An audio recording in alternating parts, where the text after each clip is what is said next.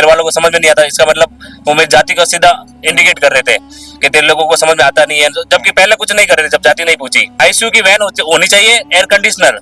वो घटिया वैन थी जहाँ बाहर जाके रुक भी गई थी। एम्स की जैसी मेडिसिन वो ऐड की, ऑक्सीजन, मेरा भाई खत्म हो चुका था। डॉक्टर ने बोले इनकी हार्ट बीट बंद हो गई है। यहाँ पे उनको लग चुका था कि ये अब खत्म हो चुका है। इन्होंने सिर्फ फॉर्मेलिटी की हमारे यहाँ से साथ भिजवाने की।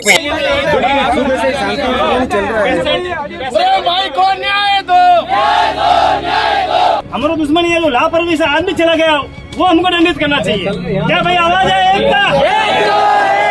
प्रिंस एजू हब सीकर, चाहे सीबीएसई हो या राजस्थान हो, आईसीएसई हो या कैम्ब्रिज, हर एग्जाम में टॉप रैंक्स और हाईएस्ट सिलेक्शन रेट के लिए सबसे भरोसेमंद नाम प्रिंस एजू हब सीकर। अपनी सफलता की अनूठी कहानी लिखें प्रिंस सीकर के साथ।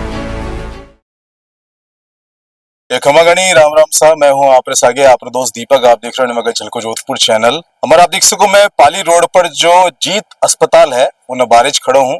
काफी संख्या में भीड़ समाज लोग इकट्ठा हो रखे हैं और विरोध कर रहे हैं डॉक्टरों। और क्यों कर रहे हैं सारा पूरा मामला जानकर ले आप आ चुके हैं। सबसे पहले जो पीड़ित है वह बात करें आप शुभ नाम?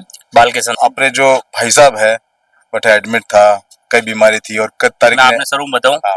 मैं प्रताप नगर संजय गांधी कॉलोनी निवासी हूँ। नाम बालकिशन है, पापा नाम मांगीलाल जी भील है।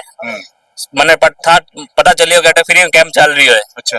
तो मैं भाई ने 17 तारीख को लेना है तो 17 देखियो और क्या छोटा सा प्रोसीजर है, आप 18 को भूखे पेट आ जाओ।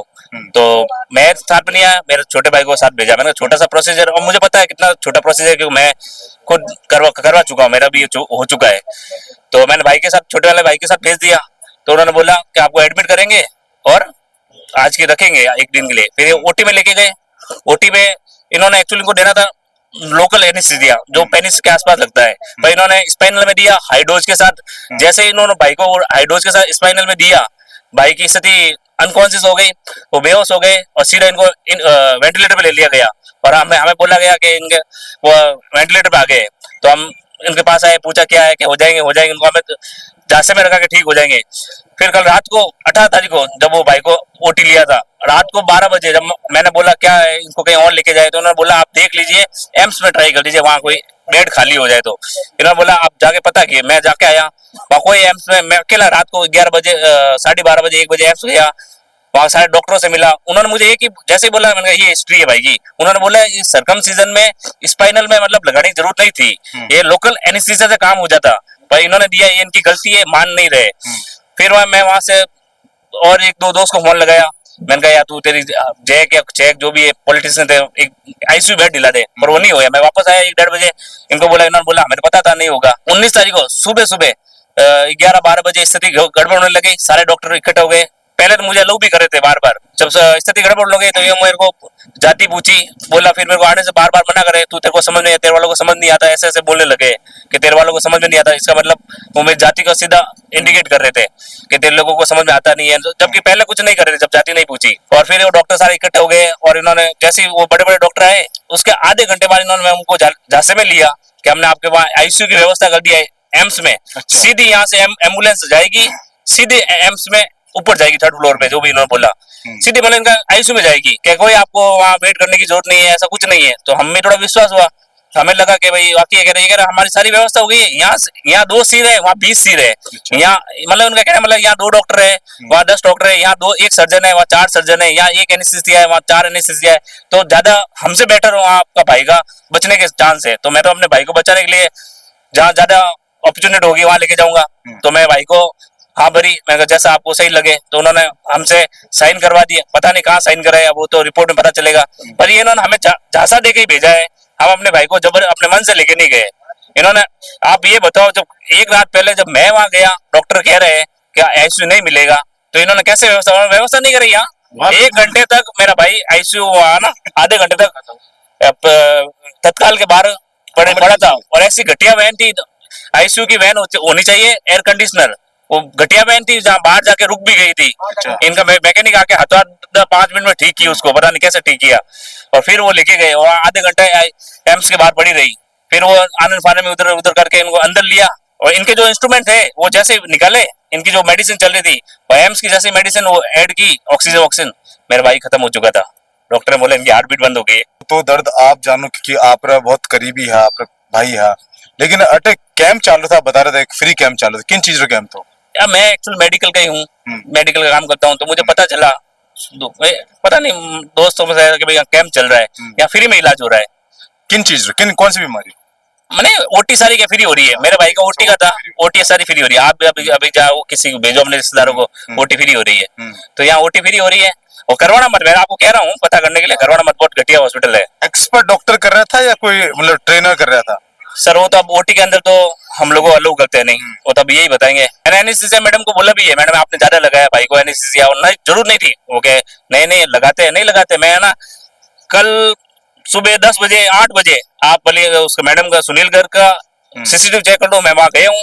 सर ने मेरे को ये बोला है कि एनेस्थीसिया गलत लगाया है, इसका वो जो प्रोसीजर होता है वो एक्स्ट्रा मतलब होता है, लोकल एनेस्थीसिया होता है, इन्होंने लगाया ही गलत है। सर ने मेरे को ये बोला है। अस्पताल वाला कह रहा है ये तो इन्होंने हमको भेज दिया, और भी हम अंदर गए थे तो ये कह रहा है हमारी कोई गलती नहीं है।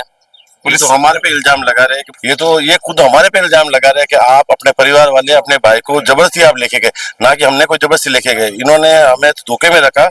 हमें तो इन्होंने ये कहा कि भाई हम तो यहाँ पे 2 डॉक्टर है, वहाँ पे ज्यादा डॉक्टर है, तो वहाँ पे ज्यादा इलाज होगा, बढ़िया ट्रीटमेंट होगा, और एम्स अस्पताल राजस्थान में सबसे बड़ा अस्पताल है। हमने भी विश्वास हुआ, हमें क्या पता था ये हमारे साथ में धोखा किया।